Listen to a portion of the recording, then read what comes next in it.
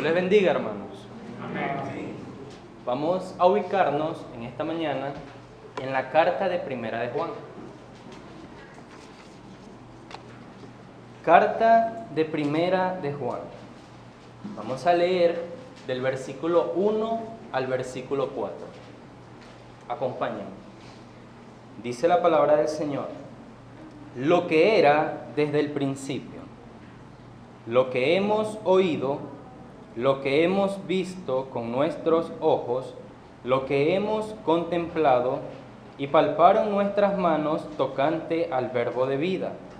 Porque la vida fue manifestada, y la hemos visto, y testificamos, y os anunciamos la vida eterna, la cual estaba con el Padre y se nos manifestó. Lo que hemos visto y oído, eso os anunciamos, para que también vosotros tengáis comunión con nosotros. Y nuestra comunión verdaderamente es con el Padre y con su Hijo Jesucristo. Estas cosas os escribimos para que vuestro gozo sea cumplido. Queridos hermanos, en esta mañana vamos a estudiar, como ya he dicho, la primera carta de Juan. Vamos a ver por un momento cómo Juan estructura su mensaje. Podemos ver que en estos 4 versículos vamos a dividirlos de la siguiente manera. Como punto número 1, veremos una necesidad inmediata del apóstol Juan. Como punto número 2, veremos el anuncio que hace el apóstol Juan a la congregación. Y como punto número 3, veremos cuál va a ser el propósito de este anuncio. Entonces comencemos. En la vida hay necesidades que son inmediatas. Suponga que una madre da a luz a un bebé. ¿Cuál es la necesidad inmediata para ese bebé? Que sea alimentado. Si el bebé no es alimentado, este bebé puede morir. En ese mismo momento, en ese mismo orden de urgencia, es que el apóstol Juan escribe esta carta. Antes de explicar el porqué de la urgencia del apóstol Juan, vamos a analizar un poco cómo él escribe. Si nosotros hemos leído la carta, el Evangelio según San Juan, vemos que hay un propósito específico. Vamos a ubicarnos en el Evangelio según San Juan, capítulo 20, versículos 30 y 31.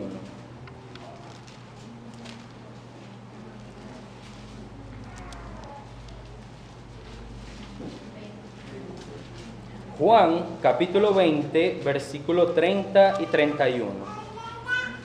Hizo además Jesús muchas otras señales en presencia de sus discípulos, las cuales no están escritas en este libro, pero éstas se han escrito para que creáis que Jesús es el Cristo, el Hijo de Dios, y para que creyendo tengáis vida en su nombre.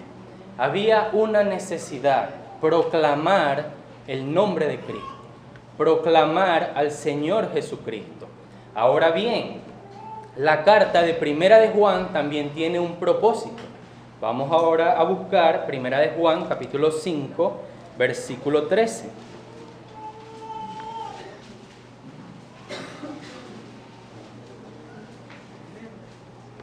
Dice lo siguiente. Primera de Juan, capítulo 5, versículo 13. Estas cosas os he escrito a vosotros que creéis en el nombre del Hijo de Dios, para que sepáis que tenéis vida eterna y para que creáis en el nombre del Hijo de Dios. Lo primero que vemos aquí es que esta carta de Primera de Juan es dirigida a un grupo de creyentes.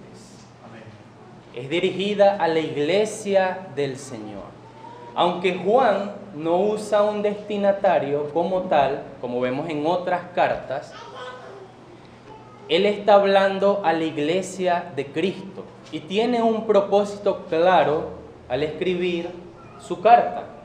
Y es aquellos que creen en Cristo, sepan que tienen vida eterna. Amén. Amén. Así que, hermano, esta carta es para usted que ha creído en el nombre del Señor. Ahora bien, volvamos a nuestro texto, lo que era desde el principio. Analicemos un poco el contexto de Primera de Juan. Esta carta fue escrita aproximadamente en los años 90 después de Cristo. En ese tiempo, la iglesia alrededor de la zona de Éfeso estaba padeciendo persecución externa por los romanos y también por los judíos que no creían al Señor. Pero internamente se habían levantado voces que estaban dando una nueva revelación acerca de Jesucristo. Estaban diciendo que Jesucristo no había venido en carne. Este era un grupo de personas gnósticas dirigidas por un hombre llamado Cerinto. Él enseñaba el docetismo. El docetismo también enfocaba que la materia era inherentemente mala. El cuerpo, la carne, era malo. ¿Cómo un Dios santo podría estar en un cuerpo de carne si la carne es mala? Ese era el argumento que estas personas manejaban, y ese argumento se iba expandiendo y expandiendo en la alta sociedad, en personas influyentes, y estaba afectando también a la iglesia del Señor. Aparte de esto, ellos decían que los apóstoles no habían visto a Cristo, sino que era una aparición, lo que ellos habían visto, una aparición del Señor Jesucristo. En vista de este problema tan grave como lo es la doctrina, Juan escribe. Si analizamos un poco las implicaciones de la falsa doctrina, de la herejía que se estaba dando en aquel entonces, tenemos que ver lo siguiente. Una de las implicaciones era que si Cristo Jesús no había encarnado, no había evangelio. Si Cristo Jesús no había encarnado, se negaría su vida santa, su muerte expiatoria y su resurrección. En medio de este problema, el apóstol Juan ve la necesidad de escribir a la iglesia. Hermanos, aquí no hay necesidad de saludos ni de introducción. Lo que era desde el principio, lo que hemos oído, lo que hemos visto con nuestros ojos, lo que hemos contemplado y palparon nuestras manos tocante al verbo de vida. ¿A qué le recuerda lo que era desde el principio? Juan 1:1, primeramente. En el principio era el verbo, y el verbo era con Dios, y el verbo era Dios. Amén. Eso es lo que el apóstol Juan está comunicando a la iglesia. El Hijo de Dios se encarnó y vino a este mundo. Luego él empieza a describir su experiencia con el Señor a estos hermanos. Lo que hemos oído. Es interesante ver que el apóstol Juan está hablando en plural. Él está haciendo referencia a los 12 apóstoles, a los discípulos directos del Señor Jesucristo. Hermanos, ¿cuál es el fundamento de la iglesia? El fundamento de la iglesia es el testimonio de los apóstoles y los profetas. Eso era lo que se estaba menoscabando, lo que se estaba atacando en la iglesia. Vemos por lo menos en Primera de Juan 4, vemos como estos hombres negaban que Cristo había venido en carne. Amados, no creáis a todo espíritu, sino probad los espíritus si son de Dios, porque muchos falsos profetas han salido por el mundo. En esto conoced el Espíritu de Dios. Todo espíritu que confiesa que Jesucristo ha venido en carne es de Dios. Y todo espíritu que no confiesa que Jesucristo ha venido en carne no es de Dios. Y este es el espíritu del anticristo, el cual vosotros habéis oído que viene y que ahora ya está en el mundo. La falsa doctrina estaba en todo lugar, estaba en el mundo, se estaba proliferando y también había estado dentro de la iglesia. Por eso el apóstol Juan, en el versículo 2, él comenta que estas personas, en el versículo 2, 18 y 19, él dice lo siguiente: hijitos, capítulo 2, versículos 18 y 19. Hijitos, ya es el último tiempo. Y según vosotros oísteis que el anticristo viene, así ahora han surgido muchos anticristos, por esto conocemos que es el último tiempo. Salieron de nosotros, pero no eran de nosotros, porque si hubiesen sido de nosotros, habrían permanecido con nosotros. Pero salieron para que se manifestase que no todos son de nosotros.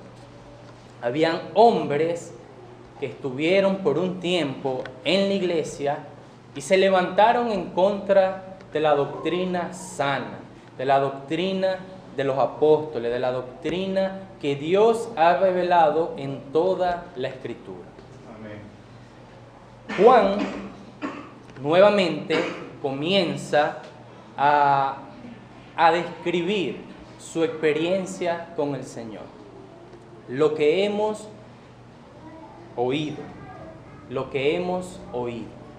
Juan habla a su audiencia que ellos de primera mano oyeron al Señor Jesucristo, y no solamente al Señor, también ellos como judíos habían sido enseñados en la ley, habían oído de las profecías acerca de Cristo, fueron partícipes del cumplimiento de las profecías en Cristo. Él está diciendo a la iglesia: yo oí al Señor. Luego le dice: lo que hemos visto con nuestros ojos. Ahora Juan pasa de oír a ver. Yo vi al Señor. Nosotros vimos al Señor Jesucristo. Lo que hemos contemplado. Esta palabra en el griego hace énfasis, hace alusión, como mirar fijamente un espectáculo maravilloso, deleitarse. Los apóstoles, los discípulos del Señor, se deleitaban en la presencia del Señor Jesucristo. Se admiraban de quién era Él, se maravillaban del Señor.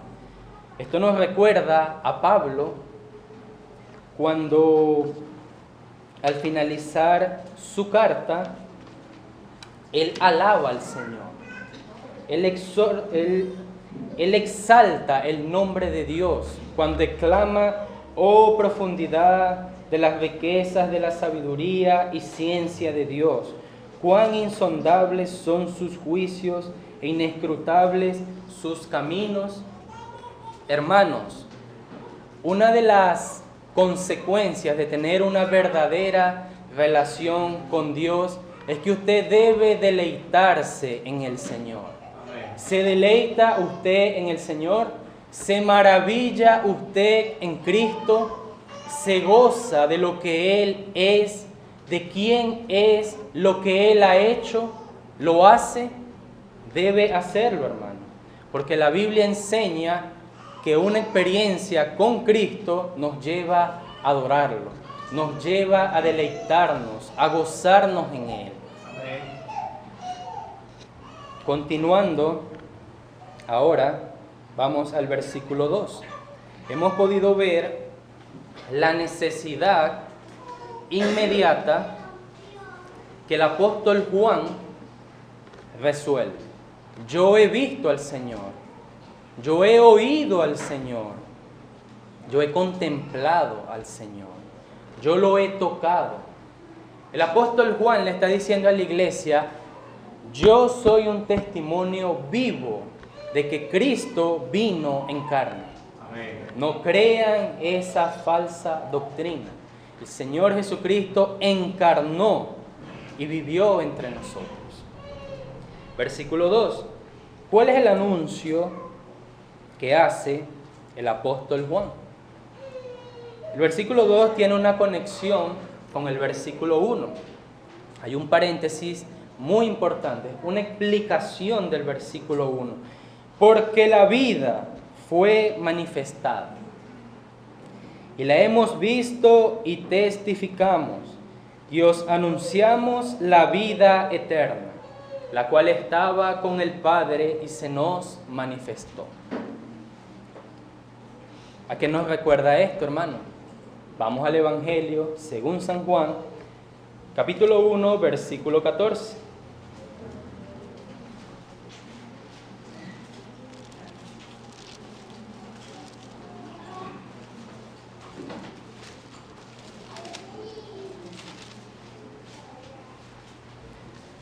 Juan 1, versículo 14.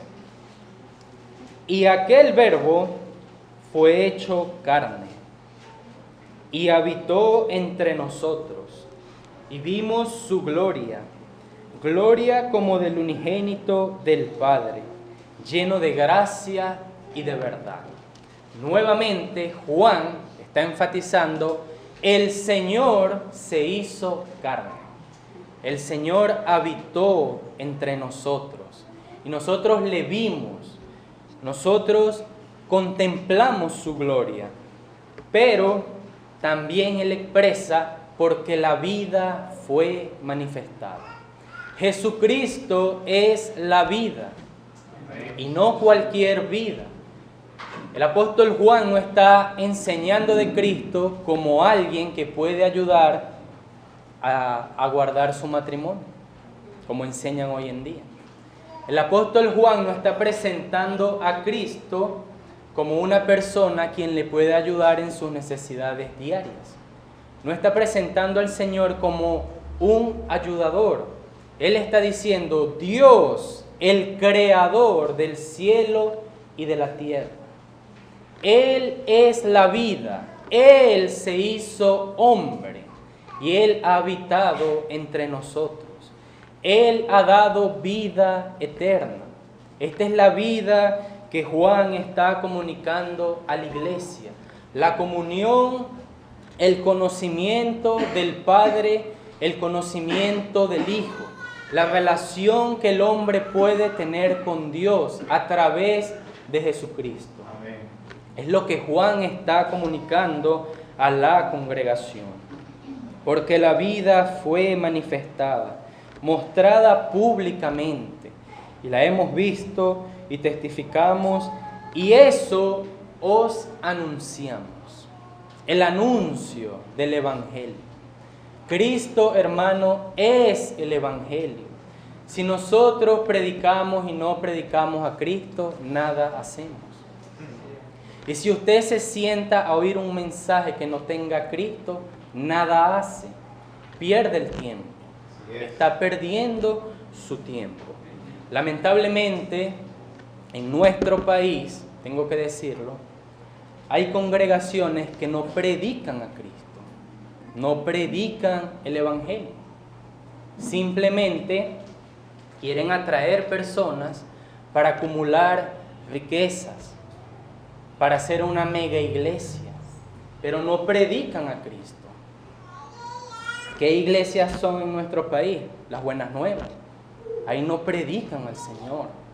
Proclamación. no predican al Señor. Este es un asunto grave, no es algo para tomarnos a la ligera. Gloria a Dios que nos ha permitido estar en una iglesia sana. Pero conocemos muchas personas que no lo están. ¿Cuál es el llamado de la iglesia? Proclamar a Cristo, anunciar al Señor Jesucristo.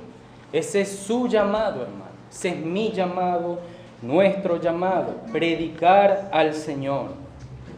Porque allí está la vida. Allí está la vida.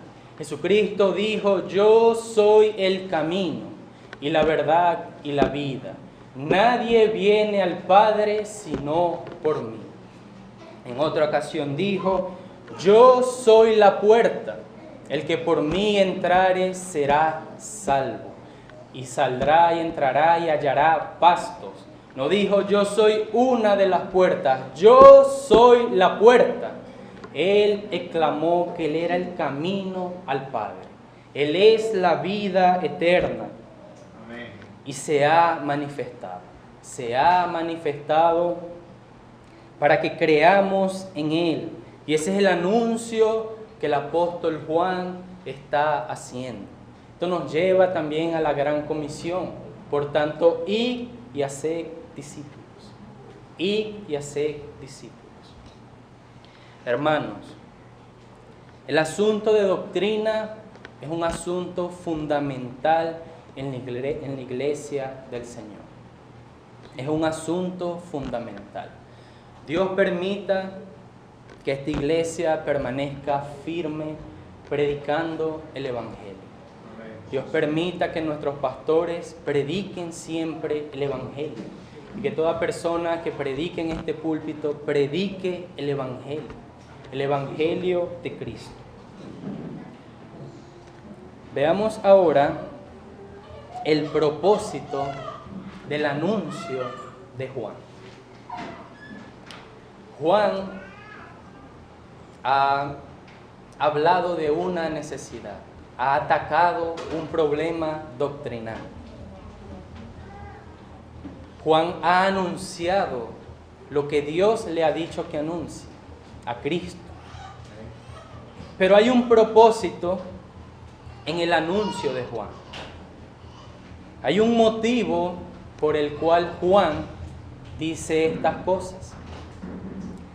Versículo 3, capítulo 1 de Primera de Juan. Lo que hemos visto y oído, eso os anunciamos, para que también vosotros tengáis comunión con nosotros. Y nuestra comunión verdaderamente es con el Padre y con su Hijo Jesucristo. Estas cosas os escribimos para que vuestro gozo sea cumplido. Hay dos propósitos, si puede usted ver, para que tengáis comunión. Es el primero de ellos, comunión. El apóstol Juan está explicando a la iglesia.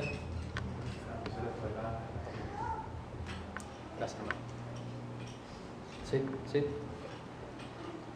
El apóstol Juan está explicando a la iglesia que su anuncio: yo he visto a Cristo, yo he oído a Cristo, yo he contemplado a Cristo, he palpado a Cristo, tiene un propósito: que tengan comunión con nosotros, primeramente, es lo que dice el apóstol Juan.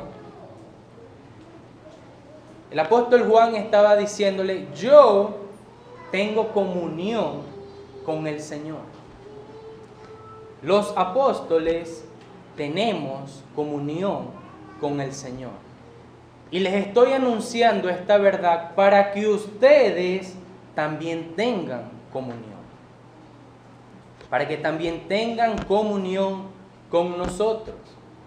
Así que, primeramente, la comunión cristiana tiene que ver con la unidad en la palabra de Dios. Amén.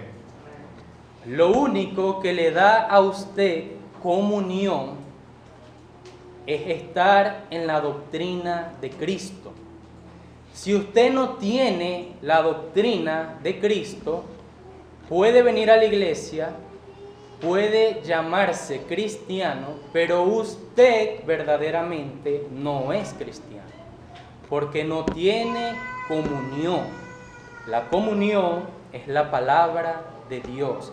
Creer lo que dice la palabra de Dios. No solamente saber lo que dice la palabra de Dios.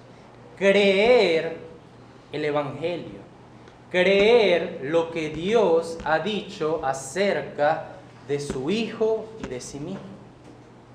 Esa es la verdadera comunión, la sana doctrina, el Evangelio de Cristo. El apóstol comenta: para que tengáis comunión con nosotros. Pero luego explica. Gramaticalmente, cuando hay un punto y coma en un texto, lo que viene a continuación viene a ser como una explicación de lo anterior, o viene a ser una conclusión de lo anterior. Lo que hemos visto y oído, eso os anunciamos, para que también vosotros tengáis comunión con nosotros, y nuestra comunión verdaderamente es con el Padre y con su Hijo Jesucristo. ¿Qué está diciendo el apóstol Juan? Si tú crees al anuncio que nosotros hacemos, tienes comunión con nosotros. Pero si tienes comunión con nosotros, tu comunión verdaderamente es con el Padre y su Hijo Jesucristo. Amén. Hermano, tener comunión con los hermanos es tener comunión con el Señor. Por eso más adelante el apóstol Juan comenta: si alguno dice yo amo a Dios y aborrece a su hermano, el tal es mentiroso. Porque ¿cómo puede amar a Dios a quien no ha visto? Y aborrecer a su hermano, a quien lo ve, con quien comparte, ora por él. ¿Cómo puede hacer eso? Es imposible, hermano. El apóstol Juan está introduciendo que la comunión cristiana es la permanencia en la verdad. Y es un gozo que nuestra comunión sea comunión con el Padre y con su Hijo Jesucristo. Amén.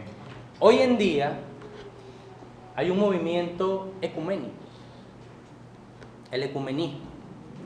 El ecumenismo es una doctrina católica romana donde ellos enfatizan que Dios es uno solo, que Dios es amor, y como Dios es amor, podemos tener unidad entre nosotros. Todos podemos llegar a Dios de diferentes maneras. Eso es lo que hace el ecumenismo.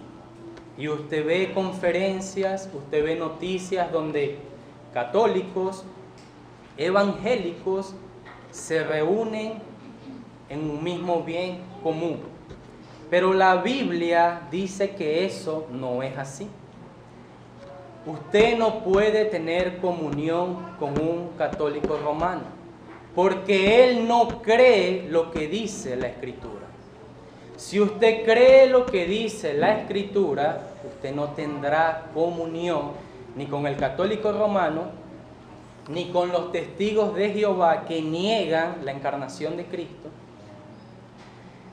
ni con los mormones que hablan de diferentes dioses, ni con los musulmanes que no ven a Cristo como Dios. Usted tendrá comunión con todo aquel que crea lo mismo que usted cree, si usted cree lo que dice la Biblia. Nosotros somos bautistas, pero no todos los bautistas son salvos, porque no todos creen lo que dice la Escritura. Nosotros hoy en día estamos aquí como un cuerpo y rogamos al Señor que todos seamos del mismo cuerpo. Pero solamente Dios y usted sabe si es así. Solamente Dios y usted. Porque usted debe saber que es creyente. Debe saber que es creyente. Ahora bien, como último punto, luego de que el apóstol habla acerca de la comunión, él introduce el gozo cristiano. Estas cosas os escribimos para que vuestro gozo sea cumplido. ¿Dónde está el gozo del Señor? En la estabilidad, en la economía, en la salud. ¿En dónde está el gozo del Señor? En la comunión con los hermanos, en la doctrina correcta. Allí está el verdadero gozo del Señor. Vayamos por un momento al Evangelio según San Juan, capítulo 15, versículo 11.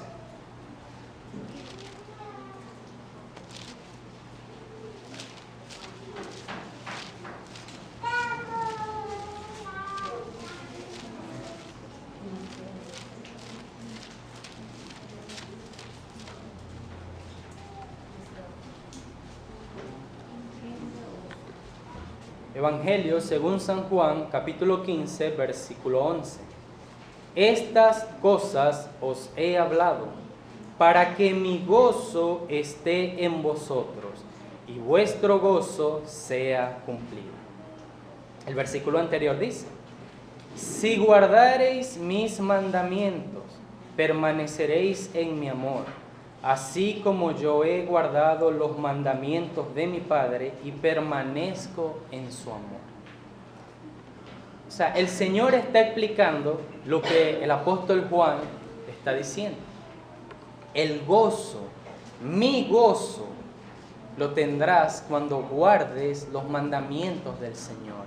Cuando creas la doctrina correcta, cuando tengas comunión con los hermanos, allí mi gozo estará en usted y vuestro gozo será cumplido. Amén. Es lo que está diciendo el Señor Jesucristo y el apóstol Juan. El gozo del creyente, el gozo del Señor es nuestra fortaleza. Así que, hermanos, el gozo no depende de las circunstancias. El gozo depende de la doctrina correcta. El gozo depende de que usted crea en el Señor. Si usted tiene gozo, usted puede soportar una mala noticia. Usted puede estar triste, puede estar alegre, pero estará gozoso. Si usted no tiene gozo, su estado de ánimo dependerá de la circunstancia.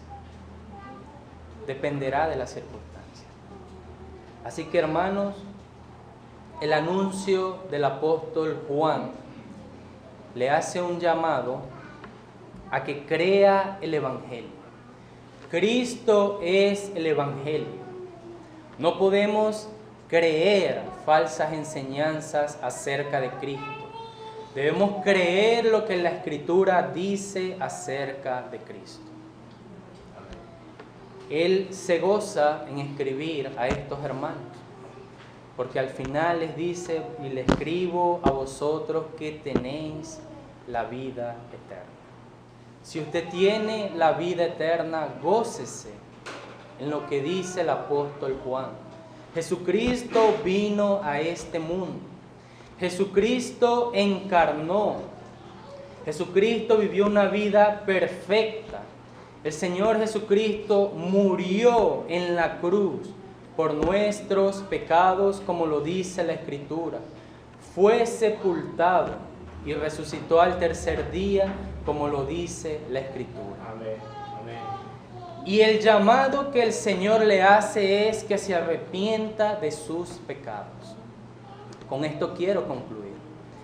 Cristo es poder de Dios para salvación a todo aquel que cree. Amén. Pero si usted está aquí y no cree en el Señor, yo le invito, le exhorto a que crea en Él. Bastantes evidencias nos ha dado la Escritura la mañana de hoy. Recordando el estudio de Daniel, podemos gozarnos en ver cómo se cumple la Escritura, cómo se cumple la palabra de Dios. ¿Qué más quiere usted que Dios le demuestre? Ya Él no va a hacer más, ya Él hizo todo. Él vino y murió y resucitó. ¿Qué quiere usted que no cree que Dios le demuestre para creer en el Señor? ¿O qué espera usted para creer en el Señor? ¿No le es suficiente con la evidencia que la Escritura nos ha dicho? ¿No es suficiente con el testimonio que Dios nos ha dejado? Crea en el Señor Jesucristo y tendrá vida eterna. Vida eterna. Oremos, hermano. Querido Dios, querido Padre, te damos gracias en esta mañana por tu palabra. Bendito seas, Señor. Exaltado es tu nombre. Tú eres Dios verdadero, el único Dios, ese Dios que se relaciona con su pueblo. Te damos gracias, Padre. Te damos gracias porque has venido y nos has mostrado al verdadero, a Cristo Jesús, Señor. Te damos gracias. Te damos gracias porque en Él hay perdón de pecados, en Él hay vida eterna, Señor. Alabado sea tu nombre. Permite, Padre, que esta palabra quede en el corazón de todos los que aquí están presentes, Señor. Que Satanás no arrebate la palabra en los incrédulos, que esta palabra dé fruto, porque es tu palabra, Señor, para que las almas se salven. Gloria sea a ti, el único Dios. Oramos en el nombre de Jesús. Amén.